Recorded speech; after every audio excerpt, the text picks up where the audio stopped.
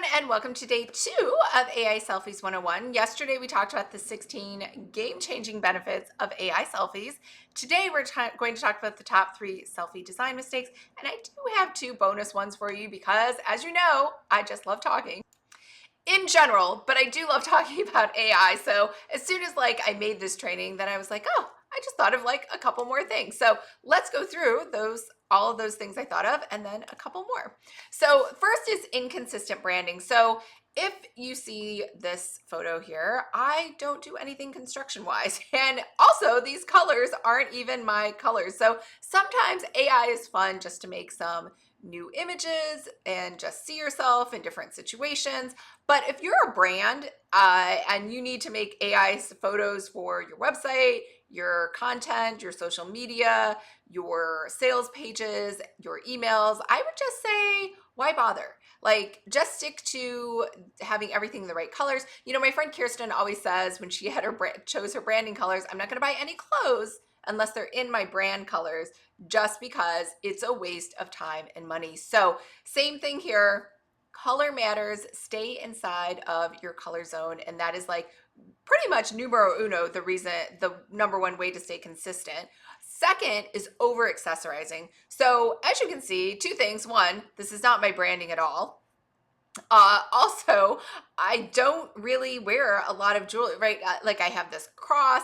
That's pretty much it. I don't think I've worn earrings in 20 years or something, maybe 30. But if you don't normally over accessorize and you don't have a ton of tattoos anyway, I don't know if you'd want to put them on to an AI image of yourself, maybe again, just for fun, but who has the time, and costume jewelry if you don't normally wear that. But if you do, if you were going to do a photo shoot and you were going to get either temporary tattoos or real tattoos all over yourself and your neck, then yeah, go for it. I think that's an awesome idea.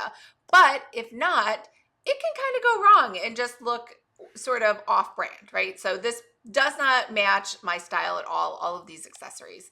Another thing is inconsistent style. So once you start looking at AI images, so this is an image where you see it and you're like, that was created with AI. You just know it right away, but it's still fun.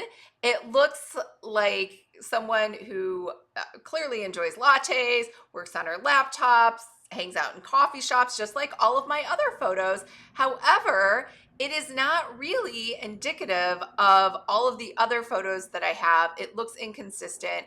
It's cute, but it's kind of out of place. Now, once you start doing AI, and we'll talk about this because you don't have to do my style in the glow up. We're going to talk about maybe everything you do as a cartoon. Maybe everything you make is like a Monet watercolor style.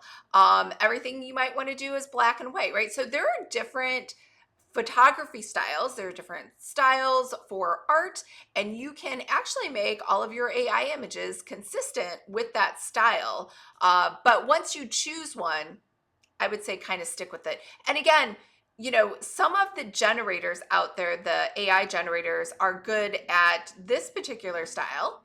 Some of them are really good at cartoons. Some of them are good at black and white. Some of them are good at water. So, you know, it's just a matter of finding which ones are good out there, and then for the style you want, and then also sticking with it. And I said there would be 2 more bonuses. So this is really if you are a minority. So minorities look different than white people. I don't know why, but the AI generators sometimes have not been programmed to take into account different features. So I can only speak to myself, and I know it's been tough for me because of the stereotypes that I think that Asians have, where they have the short, stubby arms, the squinty eyes. And because of that, this is from Leonardo. And when I put it in Leonardo, I look awful. When I put this woman in here, who is clearly not Asian, she looks absolutely beautiful from, you know, the initial photo, which is what I was hoping for when I put my photo in. I did not like this photo. I absolutely hated it.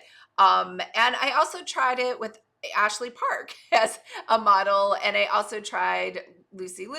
I tried other famous Asian people, and it did the same thing to everyone. It gave them all the short, stubby arms, squinty little eyes. It just wasn't very attractive, and it kind of just made us all look the same. So Sometimes it happens. So that's why I'm saying always find a good text to image generator for your particular facial features.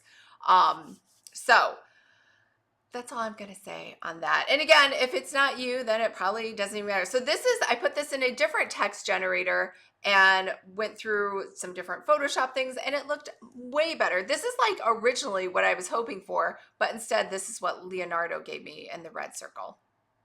Another bonus tip too, is the last tip, is avoid super active verbs. So I had put in the prompt like running. I had changed that to just standing in the forest instead of running. And I noticed that when I put in action shots like jumping, hitting, something where you actually need to see something happening, it was much easier to put in static shots for the AI generators. It like got confused on how to like show the motion. So like walking is better than running, standing is better than jumping, all of those things. So that's that. That's a wrap. Today was really quick, right? So I will see you tomorrow, and we will talk about my top 7 favorite tools for creating AI selfies that I think you can start using right away. All right. See you tomorrow.